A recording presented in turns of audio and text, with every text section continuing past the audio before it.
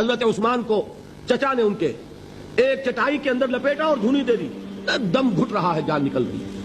حضرت مصعب بن عمیر رضی اللہ تعالی عنہ، وہ نوجوان 200 درہم کا جوڑا ان کا سل کر آتا تھا شام سے تیار ہو کر، لباس معطر ہوتا تھا، جدھر سے نکل گیا پوری گلی جو ہے وہ معطر ہو گئی، انگلیاں اٹھ رہی ہیں، وہ جا رہا ہے مصعب، یہ خوشبو اس کی ہے۔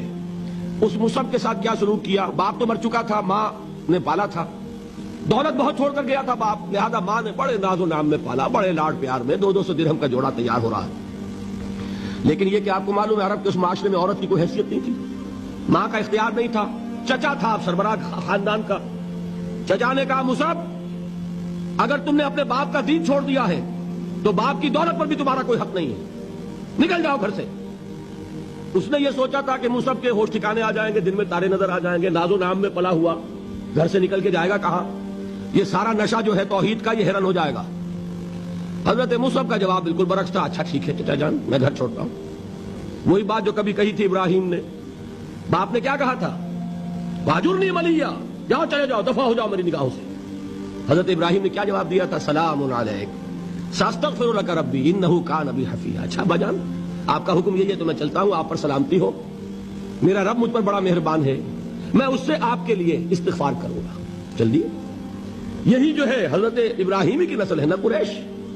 آج ابراہیم کے ایک بیٹے کے ساتھ وہی معاملہ ہو رہا ہے مصعب کے ساتھ، اور مصعب چلنے کے لیے تیار ہو گئے۔ چچا نے سوچا، میں سمجھتا تھا کہ ہوش ٹھکانے آ جائیں گے، یہ تو تیار ہو گیا نکلنے کے لیے، غصے میں آ کے اگلی بات کہی، یہ کپڑے جو پہنے ہوئے تم نے یہ بھی اسی مشرک باپ کی کمائی کے ہیں، اتارو ان کو۔ وہی کپڑے اتارے، مادرزاد برہنہ گھر سے نکالے گئے، ماں کے پاس پہنچے، ماں نے آنکھوں پر ہاتھ رکھے، مصعب کیا ہوا؟ کہ ماں سے کہتے ہیں کہ ماں میں موحد ہو گیا ہوں، اور وہاں سے گئے، پھر حضور کی خدمت میں کپڑے کہیں سے مانگے ہوں گے۔ یہ مصعب ہیں 200 درہم کا جوڑا پہننے والے۔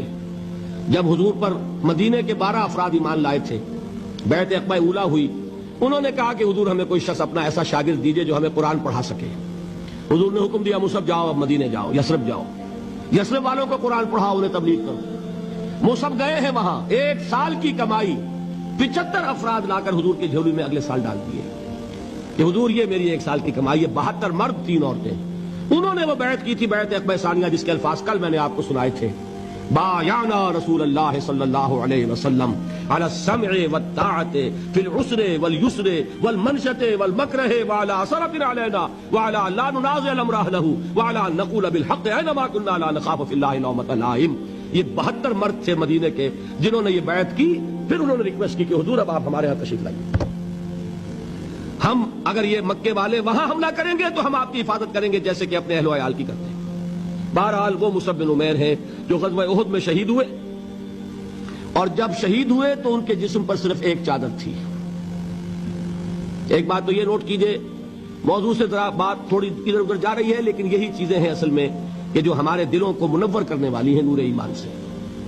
وہ علم بردار تھے غزوہ احد میں، جھنڈا مسلمانوں کا ان کے پاس تھا، ایک ہاتھ پر ایک شانے پر وار پڑا، ہاتھ کٹ گیا، دوسرے سے تھاما، دوسرے پہ کٹ گیا، اب دونوں حصوں کے بچے ہوئے ٹکڑوں سے جھنڈے کو تھاما، گرنے نہیں دیا، یہاں تک کہ شہید ہو گئے۔ گرے ہیں تو جھنڈا گرا ہے۔ شکل میں حضور سے بہت مشابہ تھے، خبر اڑ گئی کہ محمد شہید ہو گئے صلی اللہ علیہ وسلم۔ یہ مصعب بن عمیر کا واقعہ ہے۔ جب ان کو اب دفن کرنے کا وقت آیا، اور شہید کے لیے کفن جو ہے اس کا وہی لباس ہوتا ہے جو شہادت کے وقت ہو، حضور کے سامنے ایک پرابلم پیش کیا گیا۔ حضور مصعب کے جسم پر تو ایک چادر تھی، اور وہ چادر بھی اتنی چھوٹی ہے، یعنی 2 گز کی چادر بھی نہیں ہے، اس سے اگر سر ڈھانپتے ہیں مصعب کا تو پیر کھل جاتے ہیں، پیر ڈھانپتے ہیں تو سر کھلتا ہے، کیا کریں؟ حضور نے فرمایا سر ڈھانپ دو چادر سے اور پیروں پر گھاس ڈال دو، یہ آخری لباس ہے جو محمد کے اس دیوانے کو اس دنیا سے رخصت ہوتے ہوئے ملا ہے، جس کا 200 درہم کا جوڑا چلتا تھا۔ یہ ہے صبر۔ برداشت کیا کہ نہیں کیا؟